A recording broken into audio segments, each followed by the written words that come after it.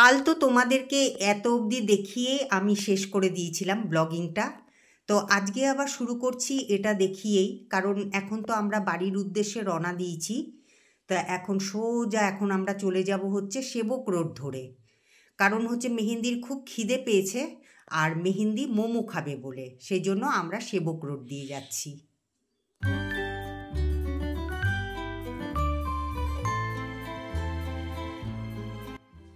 যারা যারা চেনো না আমার মেয়েকে তারা দেখে নাও, আর আমার ব্লগিং যারা রেগুলার দেখো তারা তো চেনোই মেহেন্দিকে। মানে আমার মেয়ের নাম হচ্ছে মেহেন্দি, আমি মেহেন্দি করে ডাকি, ভালো নাম হচ্ছে শ্রিয়া। তো আজকে মানে আমাদের আনন্দের আর সীমা নেই, আমার মেয়ে এসছে বুঝতেই পারছো। তো শঙ্কর মানে মেহেন্দিকে হাসাচ্ছিল, মানে একটা কি জানি বলছিল, আর মেহেন্দি খুব হাসছিল। আর এই দেখো সেবকের এই জায়গাটা কি সুন্দর, সত্যি এখানকার সিনারি এত সুন্দর।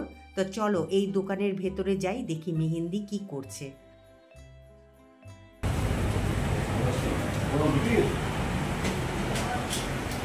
কি খাবি?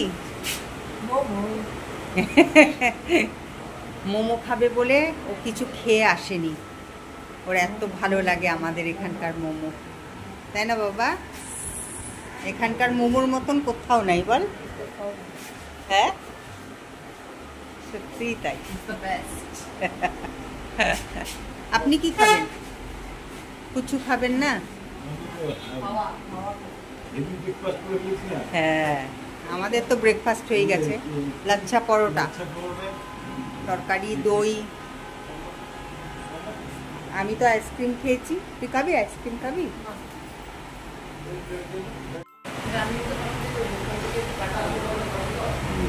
ও মোমো খাবে বলে আমরা এই যে সেবক রোড ধরে তার জন্য যাচ্ছি। মেহেন্দি মোমো খাবে বলে, তাই না বাবা? হ্যাঁ, আর এই রোডটা খুব ভালো লাগে, খুব সুন্দর লাগে এই রোডটা, পাহাড়ের ওপর দিয়ে তো একদম খুব সুন্দর। তোমাদের তো দেখালাম কত সুন্দর সিনারি, একদম পাশেই তিস্তা নদী, একদিকে তিস্তা নদী একদিকে পাহাড়। যাওয়ার সময় অবশ্যই তোমাদেরকে দেখাবো। এই যে দেখো গরম গরম চলে এসছে, একটা হচ্ছে এটা হচ্ছে চিকেন, আর এটা হচ্ছে ভেজ, দু রকমের। ভালো বাবা?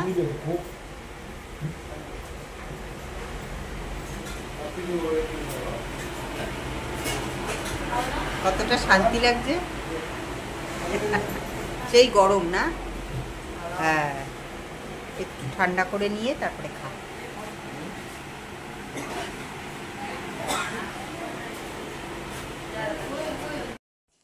এখানে যে যে সানগে মোমো লেখা আছে না, তো এই দোকানটাতেই কিন্তু আমরা মোমো খেলাম।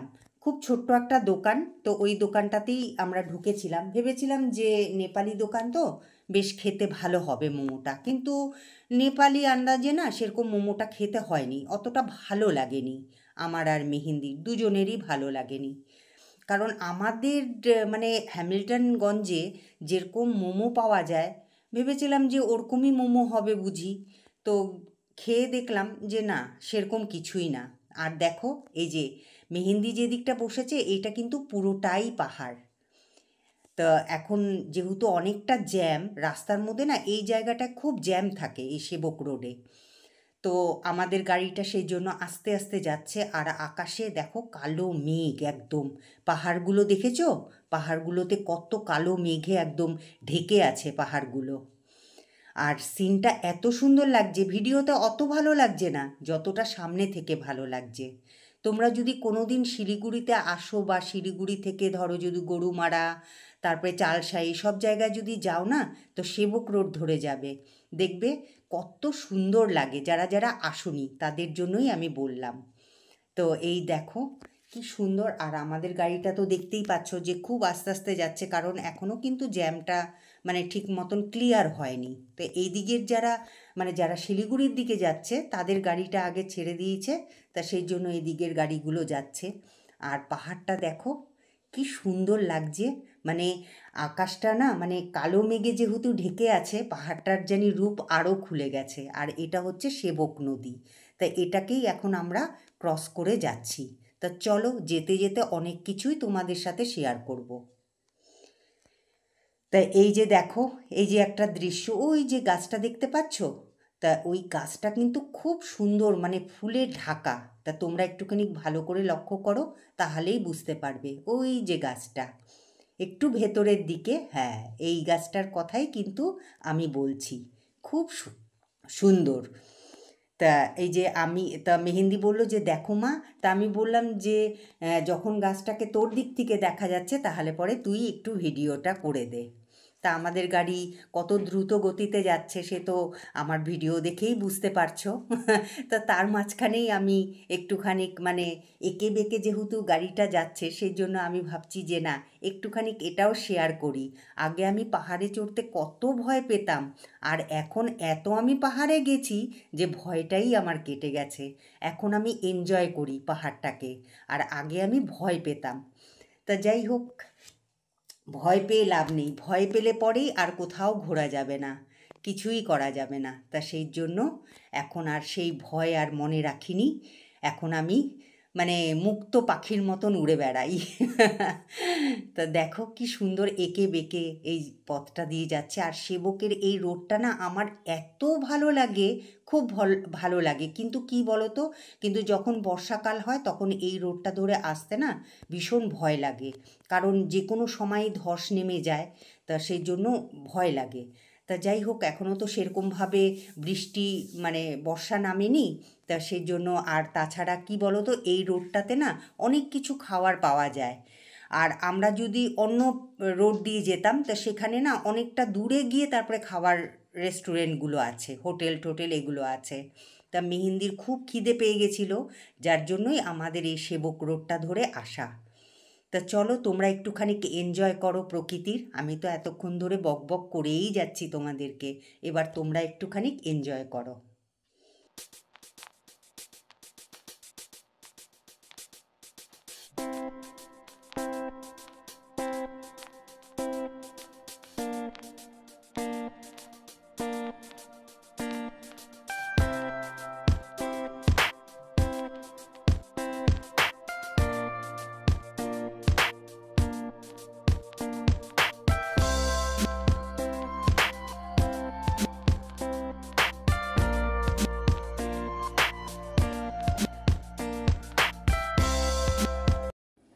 দেখতে দেখতে আমরা কিন্তু সেবক কালীবাড়িও মানে ক্রস করে গেলাম। তো ওই যে পেছনে দেখতে পাচ্ছ, ওটাই হচ্ছে সেবকের কালীবাড়ি।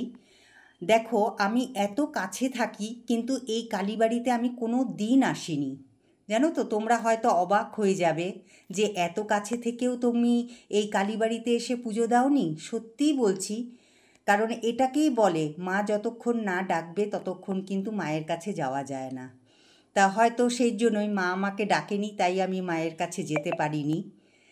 তা যাই হোক, আমরা দেখতে দেখতে কিন্তু অনেকটাই মানে তিস্তা ব্রিজের কাছে পৌঁছে যাচ্ছি। তা এটা ক্রস করলেই কিন্তু আমরা তিস্তা ব্রিজে ঢুকে যাব। এই যে ঢুকেও গেছি। দেখো কি সুন্দর ভিউ, জাস্ট তোমরা দেখো।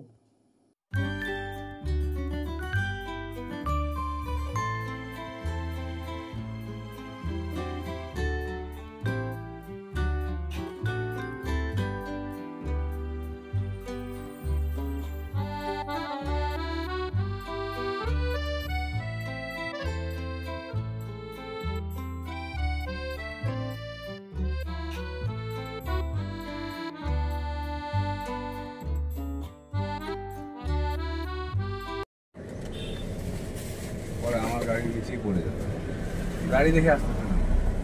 নাকি বিস্কুট খাওয়ার ঘি নাই, বিস্কিট খায় না। ওই বড়টা এখন যাবে, ওই যে গেছে, ওই যে ওই যাচ্ছে সব, ওই যে পেট ভরা। আমি যখন এই সব ভিডিও করতে ব্যস্ত তখন দিদিভাইয়ের ফোন এসছে, বলছে কী রে তোরা কোথায় গেছিস। তা দিদিভাই তো জানে না যে আমরা মেহেন্দিকে নিতে এসেছি। দিদিভাই জানতো যে 2 তারিখে মেহেন্দি আসবে।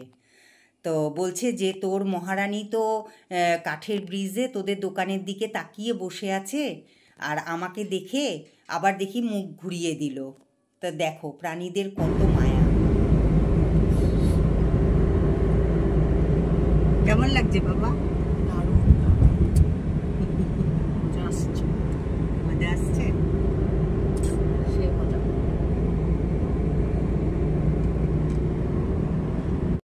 যখন শিলিগুড়ি যাচ্ছিলাম তখন তো দেখলেই যে এখানে দাঁড়িয়ে চা খেলাম, কারণ এই তেলিপাড়ার চাটা না খুব ভালো খেতে। তা আমরা যখনই শিলিগুড়ি যাই তো এই তেলিপাড়াতে আসি আর চা খাই। তো ওই যে শঙ্করকে দেখতে পাচ্ছ, যে শঙ্কর চা নিয়ে আসবে। আমি আর মেহেন্দি গাড়ি থেকে নামলাম না, তো বিস্কুট খাচ্ছি এখন। এই যে মেহেন্দিও খাচ্ছে।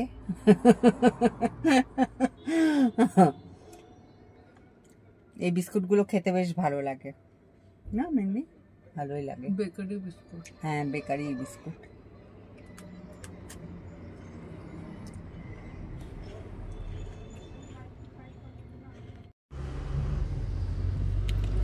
এই দেখো আমাদের কেশর দেওয়া চা চলে এসছে।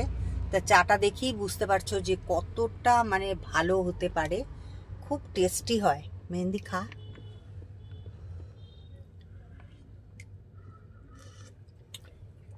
ভালো না? দারুণ, সত্যি তাই। এই মানে এখানকার চায়ের টেস্ট তোমাদের বোঝাতে পারবো না, খুবই সুন্দর। এখানে এসে নিজে টেস্ট করে বলতে হবে। হ্যাঁ ঠিক, ঠিক তাই, বোঝানো যাবে না। মানে একটা কি সুন্দর যে মানে একটা ফ্লেভার, তাই না চাটা? হ্যাঁ, আর উপর দিক দিয়েও ছড়িয়ে দেয়। হ্যাঁ, খুব সুন্দর।